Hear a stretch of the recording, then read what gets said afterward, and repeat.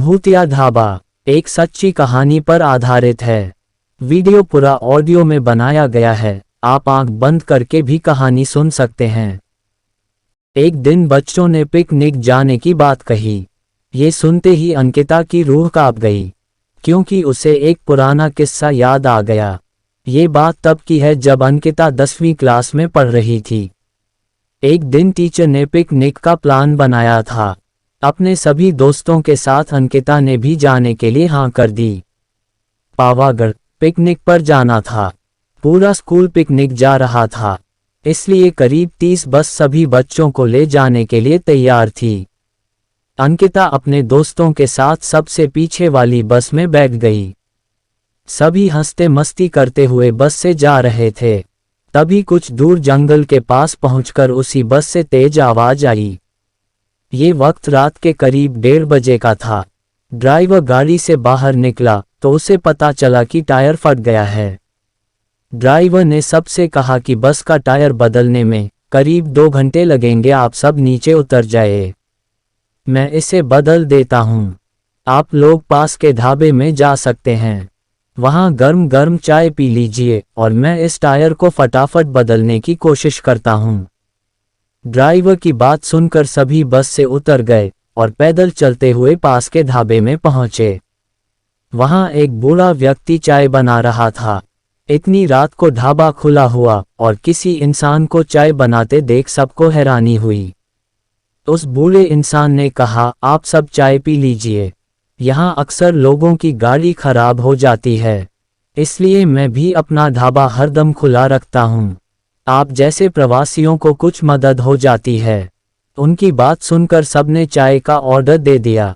उन्होंने कुछ ही देर में सबके लिए चाय बनाकर मेज पर रख दी। चाय पीते हुए अंकिता की आंखें एकदम ढाबे की छत की तरफ गई। वहां अंकिता ने एक औरत को सफ़ेद रंग की साड़ी में खुले बाल लहराते हुए देखा। कुछ देर बाद वो जोर जोर से हंसने लगी, भले ही हंसने की आवाज़ किसी को सुनाई नहीं दे रही थी, लेकिन अंकिता ने उसे मुंह खोलकर हंसते हुए देखा था। ये सब देखकर अंकिता ने डर के मारे आंखें नीचे झुका लीं। कांपते हुए किसी तरह से अंकिता ने चाय दोबारा पीना शुरू ही किया था कि उसी वक्त जोर जोर से किसी के चिल्लाने की आवाज़ जंगल की ओर से आई। ढाबे में बैठे हुए सभी बच्चे और टीचर उस आवाज़ को सुनकर डर गए। सबको डरा हुआ देखकर उस बूढ़े इंसान ने कहा कि मैं देखकर आता हूँ क्या हुआ है, आप लोग यहीं बैठे रहो। इतना कहकर वो आवाज़ की तरफ बढ़ गया। तभी एक लड़की को खून की उल्टी लगातार होने लगी। उसको देखकर सबकी हालत और ख़राब हो गई। उसी समय एक टीचर ने कहा कि तुम सब आग जलाओ और उसके बगल में बैठ जाओ। सब ने मिलकर आग जलाए और गोल घेरा करके बैठ गए। टीचर ने सख्त लहजे में सबसे कह दिया कि अकेले कोई कहीं नहीं जाएगा।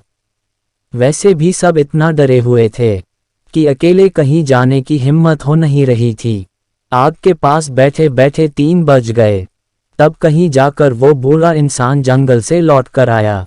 उसने सबकी तरफ देखा और कहा कि उस चीख को सब भूल जाना, नहीं तो जीना मुश्किल हो जाएगा। इतना कहकर वो ढाबे के अंदर चला गया। तभी ड्राइवर भी टायर बदल कर बस लेकर ढाबे के पास पहुंचा। सभी लोग भगवान का नाम लेते हुए उस बस में बैठ गए। टीचर ने बस में बैठते ही सबको कहा कि कोई एक दूसरे से बात नहीं करेगा, सीधे सब सो जाओ। टीचर की बात मानकर सब चुपचाप बस में ही सो गए। उसके बाद पिकनिक स्पॉट पर पहुंचे और करीब 1 हफ्ते बाद घूमकर आ गए। पिकनिक में किसी ने दूसरे बस के बच्चों से उस रात के बारे में कुछ नहीं कहा, क्योंकि टीचर ने मना किया। लेकिन पिकनिक से लौटते ही सबने अपने दोस्तों और दूसरी क्लास वालों को इस भूतिया घटना के बारे में बताया।